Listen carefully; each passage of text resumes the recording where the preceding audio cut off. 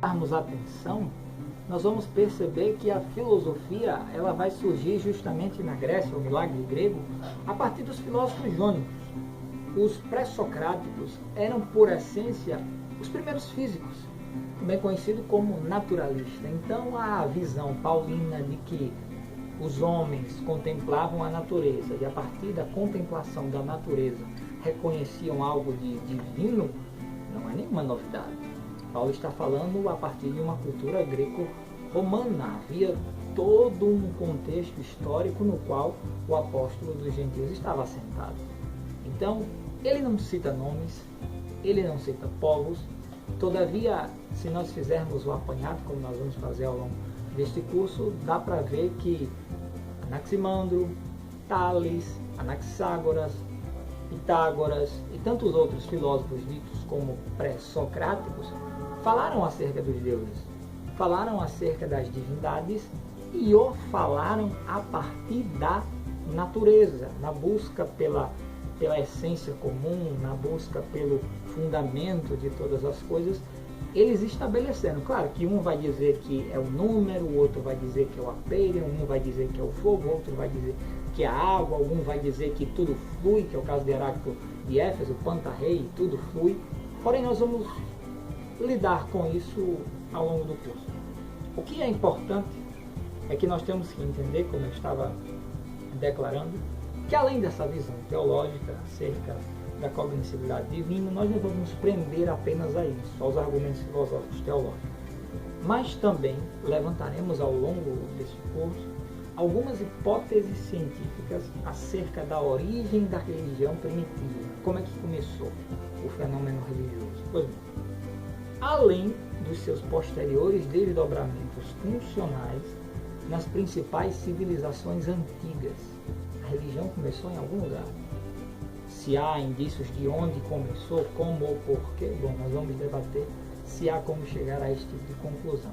E a partir daí, ela desagou no início das civilizações no crescente fé, com o objetivo de compreender as ideias e crenças religiosas destes povos e de que forma este quadro geral influenciou a teologia paulina e, por conseguinte, a tradição cristã.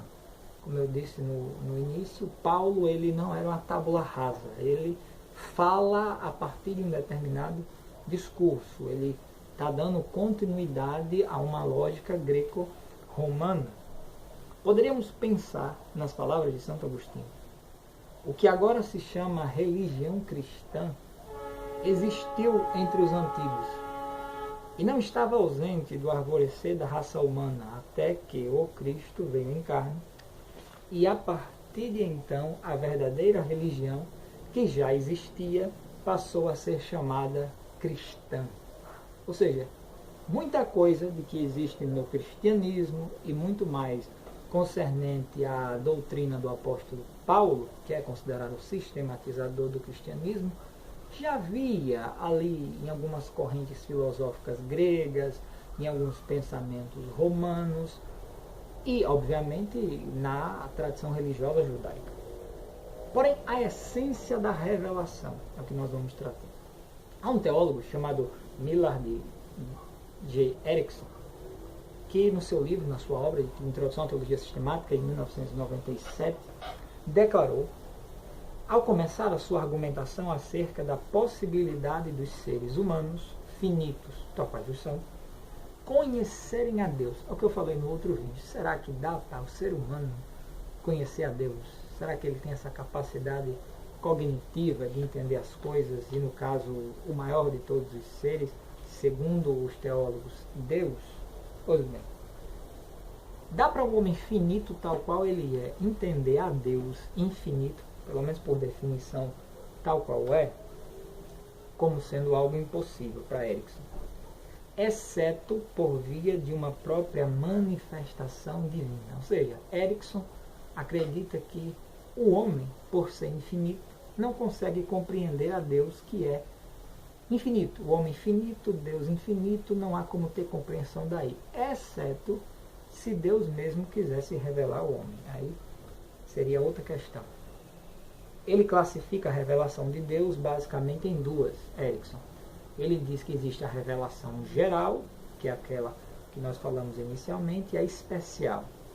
A primeira revelação geral aconteceria quando Deus se comunicasse a todas as pessoas de todos os tempos e de todos os lugares a respeito de si mesmo. Logo, tal revelação geral se referiria a uma automanifestação de Deus por meio da natureza, da história e da personalidade do homem.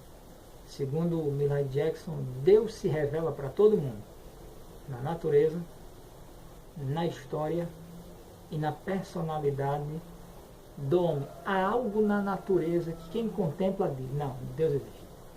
Há algo, segundo o autor, há algo na história que dá a entender que há um Deus ao curso dessa história. E há algo no próprio homem, na personalidade do homem, que o difere dos demais animais, que dá a entender que exista um Criador.